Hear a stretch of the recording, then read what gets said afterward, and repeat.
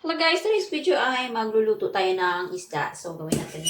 Hugasan muna natin yung isda. Meron tayong 5 pirasong isda. Ito na lang natira nung nakaraan. Ayan. So, tanggalin natin yung kanyang.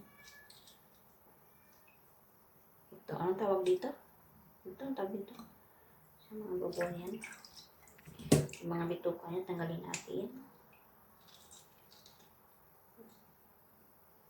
Ayan.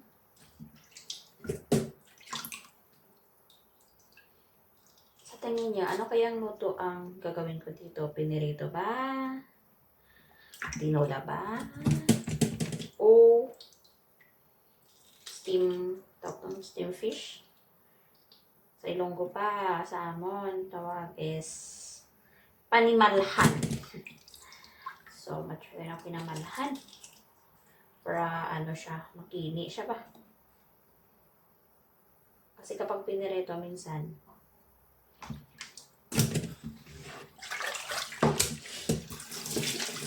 walang sabaw. Ito, kapag iluto natin siya sa ano,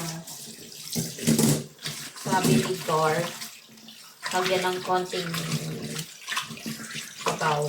Hindi naman sabaw, parang sauce lang. Masarap. Pati patagal siya ng maraming days.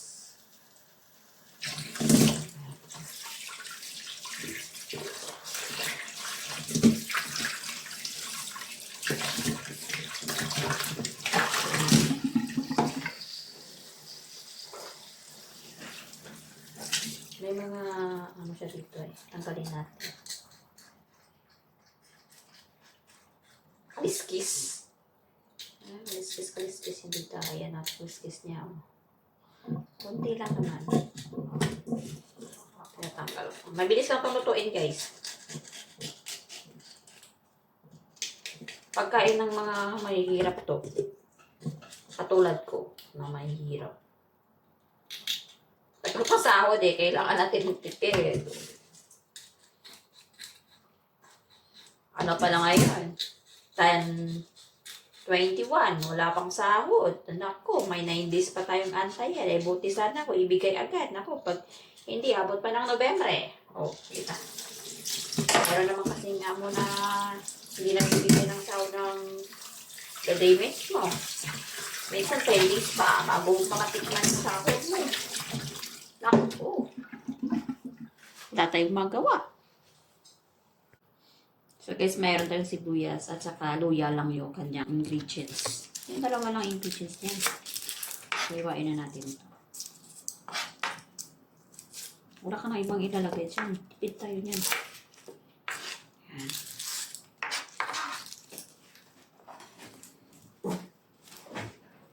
Hindi ko na kasi siya maging, hindi ko na siya pwedeng gawing tinola kasi nga hindi na siya fresh. Ano nga nangyari sa dalawa kong alagang ito? Takbo ng takbo eh. Yung pusa at saka ang dalawang pusa ko, takbo ng takbo. Ayan, ito huwag natin iluto agad. Ilubos-lubos na ihalo. Pardon? Kalahati lang. Sayang. Mahal ang sibuyas. Hatiin na lang natin para tipid tayo. Pwede pa yung iluto sa kung ano mang mino, idagdag natin doon.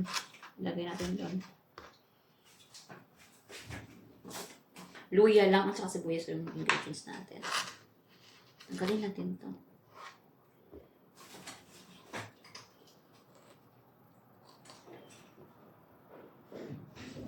Hoy, Latte Mocha, what are you doing? No! Stop playing! No running! Ayan. Kaya nang iwain natin ng ganyan. At yung isda natin, isiwain din natin ng half. Ayan.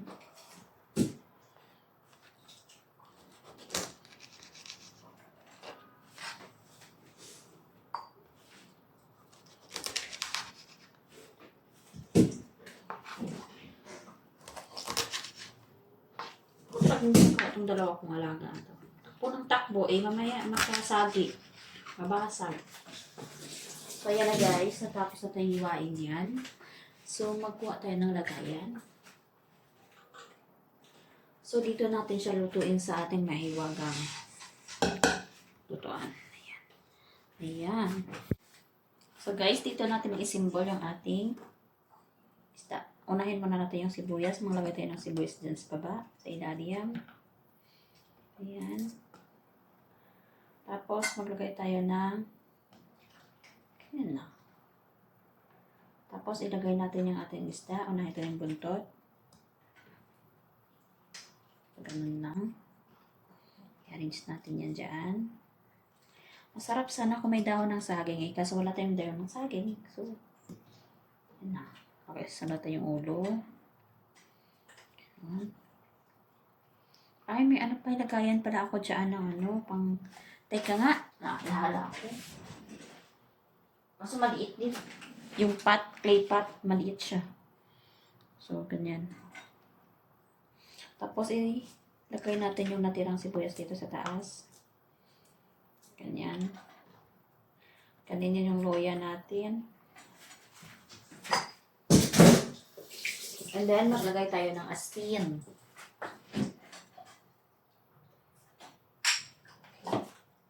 Maglagay tayo ng asin. Ganyan. Hindi naman masyado marami. So, maglagay tayo ng white pepper. So, kasi may pepper. Kunti lang naman. Black pepper. Pero kapag sa province, wala nang ganito-ganito yan. Since na meron naman kami, lagyan na natin. Then,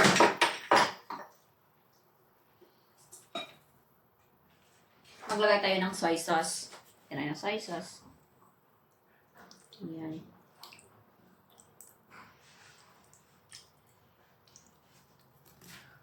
After that, hindi ko na mahanap yun. Okay.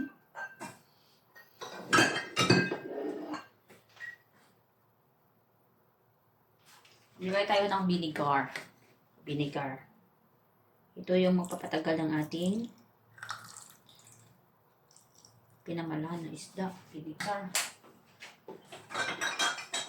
So, okay na yan guys. Mag-add lang tayo ng water. So, mag-add tayo ng water.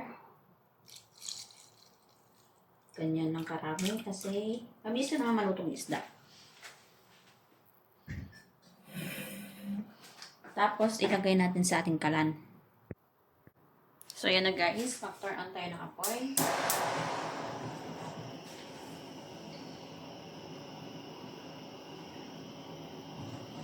Antayin natin hanggang sa kumulo.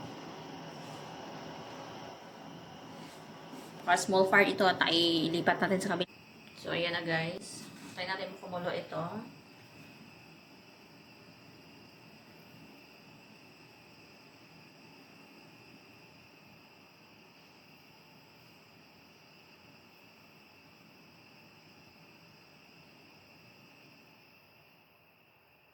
Ayan na.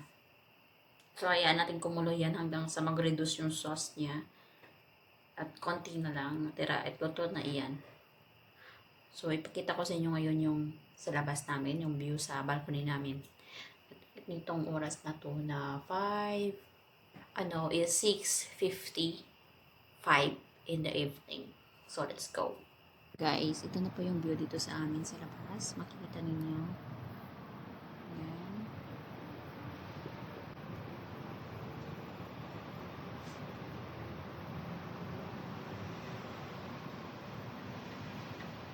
Ang ganda. Ganda niyo.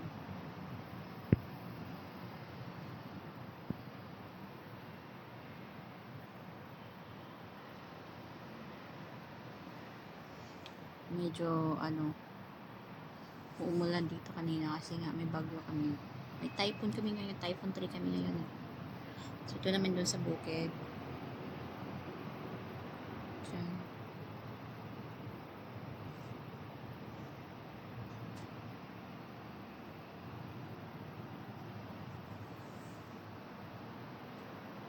Ito yung Tower 1.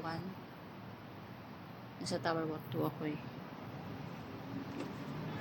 Then sa baba naman yung school. Nasa 56th floor po ako at ito yung school dito sa baba namin. Sa gilid. Yan, natakot ako. Baka mahulog yung cellphone ko. Oh my God. Haha. Hello guys, back na tayo sa ating niluto. Tingnan nyo, oh. Kumukulo na. So, antayin lang natin ma-reduce yung kanyang nilagay natin na water kanina.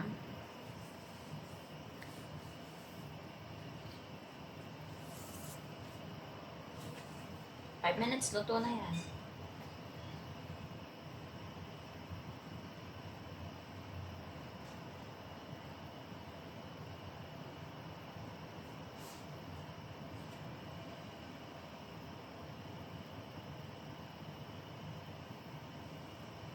So, meron akong ulam. So, for our next days, kung na naman akong rice. Ay, paano ba yan? So, guys, ito na po yung ating isda. So, malapit na maluto.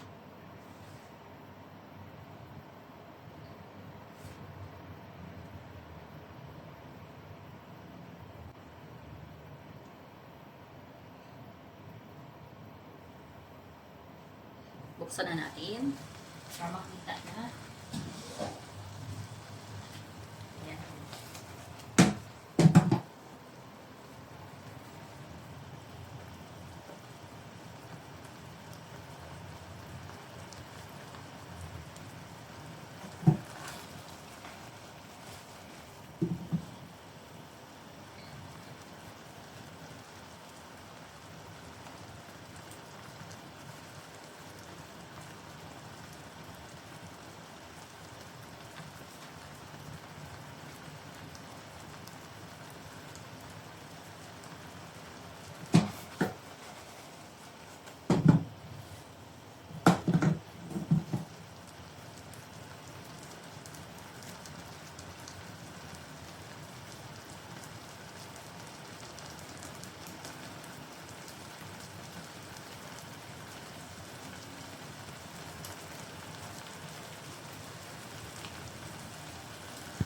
So, yan na guys, ready na. So, i-turn off na natin yung ating apoy. Wala na. At ano na tayo. Kain. So, guys, ari ng ating, so, guys, ito na yung ating niluto. Ready na yung ating hapunan. Meron tayong rice at isda. Yun ang ulam natin for tonight. So, thank you for watching, guys. See you for the next video. Bye-bye! Fish.